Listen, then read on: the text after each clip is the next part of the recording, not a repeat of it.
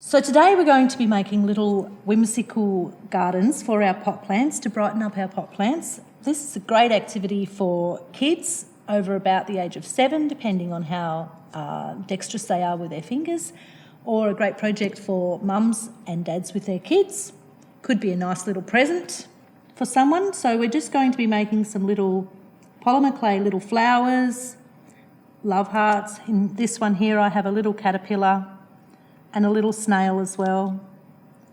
And down here I have a few little other things like this little ladybird and a few little mushrooms, some different styles of mushroom. So that's what we're going to be making today. So what you're going to need is some polymer clay, and I buy my polymer clay from Spotlight. The one that I get is called Sculpey 3. Comes in a range of lots of different colours. You're also going to be needing some wire, which you can also buy from Spotlight. If they haven't got a box of the coloured wire, then you can buy the floristry wire, which they also have at Spotlight. You're going to need some tools, some wire cutters. It's a great idea to have some little cutting tools as well to make the little flower shapes. You can get these from Spotlight or Reject Shop or shops like that. I have a roller, and I also have some little other tools that you can make some little textural marks with. And you will also need some wipes if you can get any, because you need really clean hands when you're working with polymer clay. Polymer clay picks up all of the dirt that's embedded in your skin. So let's get started. So what we're going to start with today will be a little snail, like this little snail here. And we'll use a white polymer clay or a translucent polymer clay for the body. And when you get your polymer clay out of the packet, you need to knead it quite a lot to make it really soft so it's easy to use. So once we've kneaded it, then we're going to roll a coil for the little body of the snail. That's that there. And then we will get some different colours of polymer clay. I've already pre-rolled these. So to make a nice blend and to make nice marbly colours with your polymer clay, you need to roll out 2 coils and then twist them together and then roll them a bit and then mush them up into a ball, and then you have your nice marbly colours. So for the snail, we're going to roll a long coil. You can roll it on the paper if you like. I like to work on a tile. This is a floor tile with a piece of paper on top so they don't get stuck. So with your snail, you've made your coil, and then you're just going to roll the coil up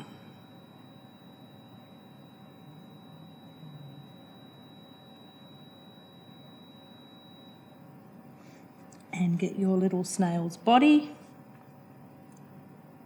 and attach that like that.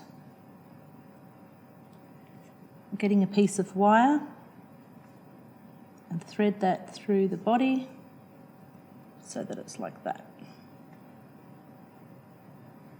Just like that. And then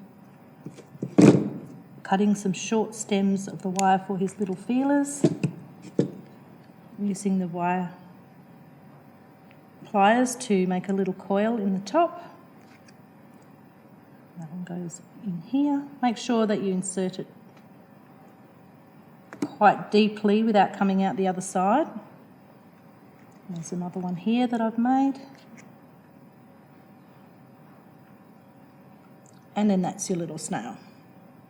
So that's one little thing we can put into our garden. So I'm going to place this over here. So when I bake these in the oven, so polymer clay has to be baked in the oven. The instructions are written on the packet, but you bake it in the oven for at 130 degrees or 120 if it's fan-forced oven. And I use a cookie tray with alfoil on the top, and I rub this really well so that it makes the grooves so they don't roll around too much. I put a piece of paper on, and then I put my piece on, and then I put a piece of paper on top, and then put that into the oven like that. Okay, so that's the snail done. So this time we're going to make one of these many petalled flowers for our little garden, and I'm going to one of these little flowers for our garden, and I'm going to twist some more colours together. What's really fun about the polymer clay is that you can create your own colours from the colours that they supply you. Even though they supply you with many colours, you can blend them together to create your own. So this flower here is made up of lots of little petals. So what we're going to do is we're going to roll a coil, and then we're going to pull off some little tiny balls.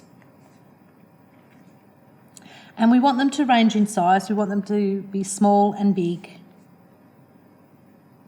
And let's aim for about 7 of these. Okay, so we've got our little balls. The next step is to flatten them just a little bit. And I find if you flatten them onto your finger, they sort of get a petally kind of shape. And they curve around your finger a little bit.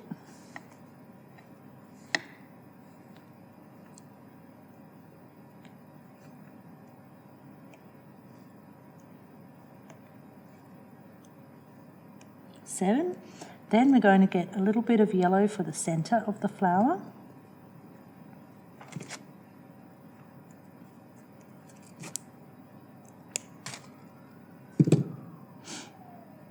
A bit smaller. Then we're going to arrange our petals from smallest to biggest, and we're going to stick them together in a line.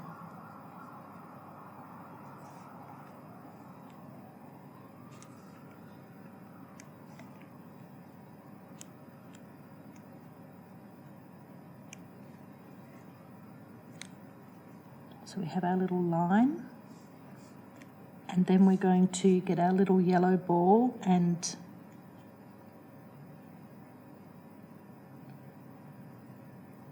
roll the petals around the yellow ball.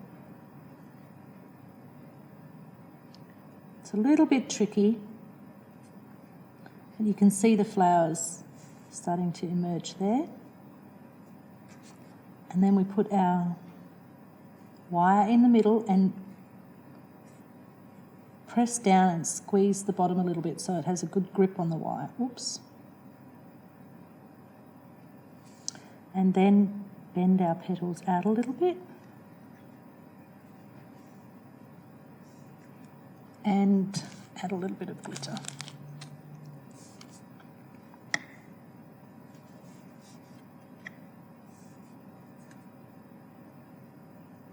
There we go. It's another flower ready to be baked. Okay, so then there's lots and lots of different, this is a really good one. You can make a little tree as well that can go in your little planter. So you need to mush it up a lot so that it's nice and flexible. And then give it a bit of a roll. Again, we don't want it too thin. Let's see if we can get it long enough for the tree. And then when you're using your cutter, make sure that you're using the sharp end to cut with and not the blunt end. Otherwise you get all polymer clay stuck in that part. So press that. A little tree.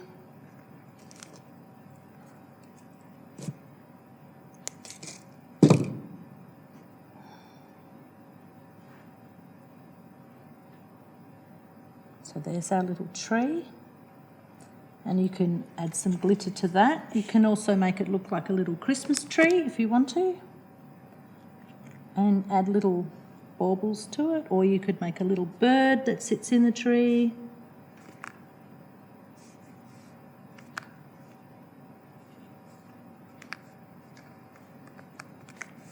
A little bird. Let's make a little bird. So a little bird, little tiny ball. Just pinch one end so it's like a little teardrop, and bring up the other end so you've got a little bit of a beak.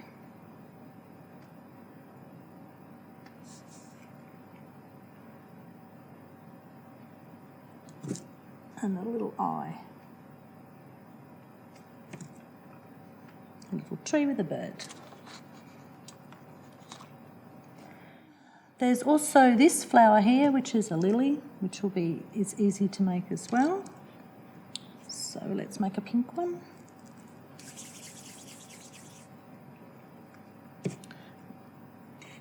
Roll that one quite thin. Has the pointy bit at the top. And then you're just going to get your wire.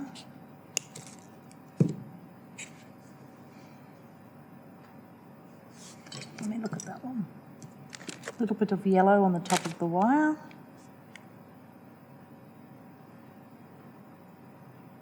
It's a bigger bit.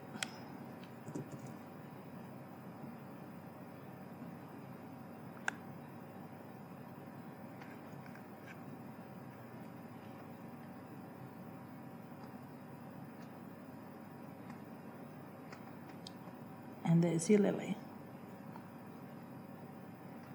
We can put a little bit of a leaf on there maybe.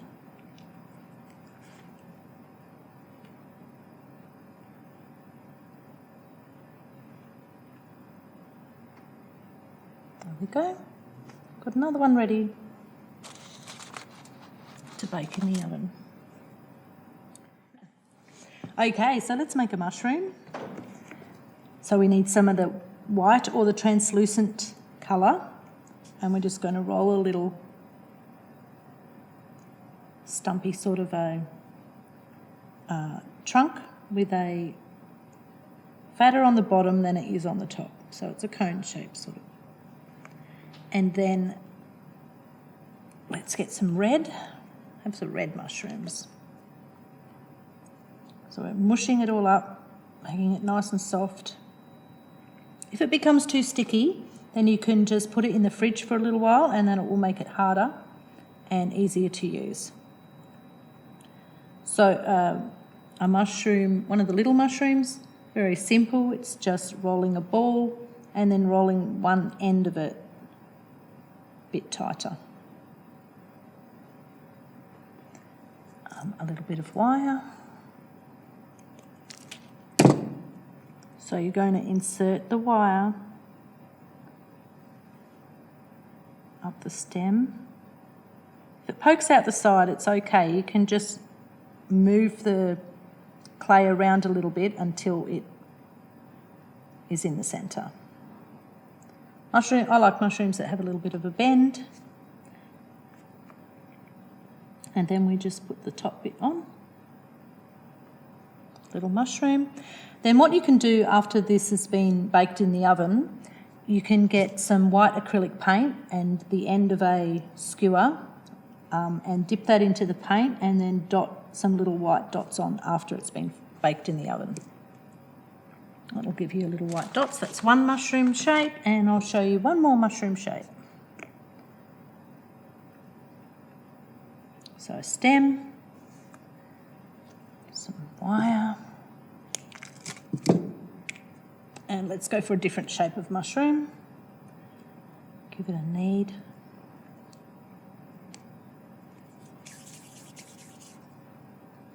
So this one I've rolled it a bit, and I'm going to then flatten it a little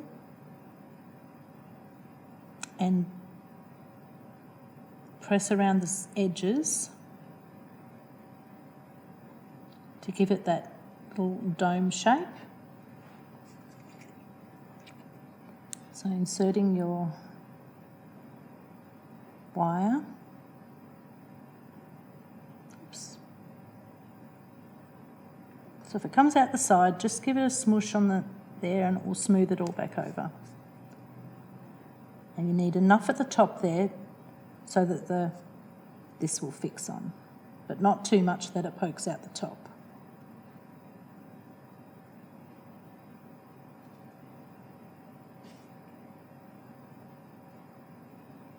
And again, you can use your acrylic paint and do some dots on it once it's been baked. Let's give that one a bend.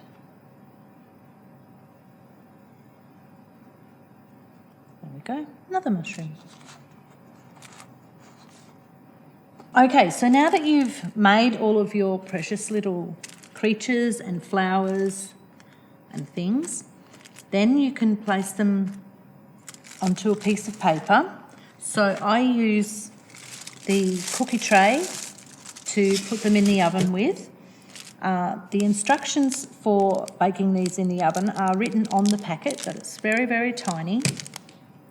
So basically, you're putting them in your oven at 130 degrees or 125 if you have a fan-forced oven. So I've got my alfoil and I've made little grooves so that they don't roll around too much.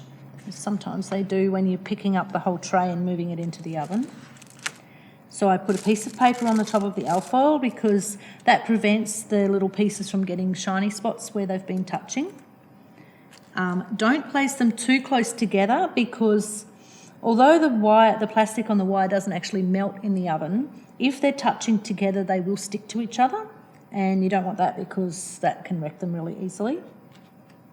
And then I also place another piece of paper over the top of them when I bake them in the oven.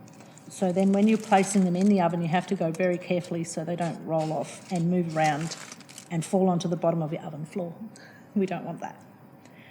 So you bake them in the oven for, this lot here, I would probably bake them for 40 minutes, 45 minutes at 120 degrees if you have a fan-forced oven. So when you take them out of the oven, just leave them to cool. Don't touch them. Leave them to get properly cool, otherwise they can break really easily, and plus they're hot. So that's important.